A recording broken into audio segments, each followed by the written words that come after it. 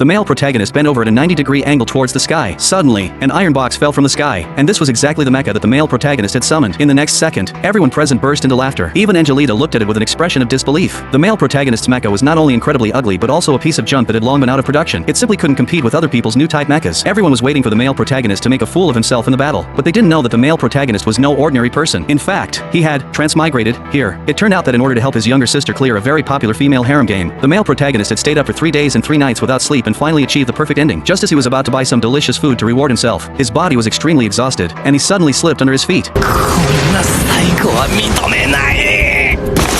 When he opened his eyes again, the male protagonist found that he had turned into a little boy. Through chatting with his elder brother, he learned that he had actually transmigrated into the game world that he had just cleared. In this world, men had such a low status that they were practically livestock kept by women, and as the son of a concubine, the male protagonist had no dignity or human rights at all. Soon, the male protagonist had muddled for 10 years in this world. He thought that he would end his life alone like this, but unexpectedly, his vicious stepmother arranged an outrageous blind date for him, planning to marry him off to a 50-year-old woman who had been married 7 times. The male protagonist didn't have the right to refuse at all because once he refused, he would be sent to the army and most likely die on the battlefield. In order to survive, the male protagonist remembered the most powerful equipment in the game. So, with the support of his father, he boarded a small boat and started his adventure journey. Since he was extremely familiar with the game plot, the magical beasts along the way didn't pose a threat to the male protagonist at all. Soon, he found a teleportation device hidden under the sea. Just as the male protagonist was extremely excited, suddenly a tornado mercilessly tore his small boat into pieces. When the male protagonist opened his eyes again, he found that he had already arrived at the ruins. Seeing a security robot that was exactly the same as the one in his memory appear, the male protagonist was well prepared and shot it, making it lose its mobility. Then, following the development of the plot when he played the game, he successfully opened the door at the center of the ruins. He didn't have time to admire the magnificent scene inside the ruins and directly went to the control room of the spaceship. Just then, a mysterious robot that the male protagonist had never seen before slowly walked out.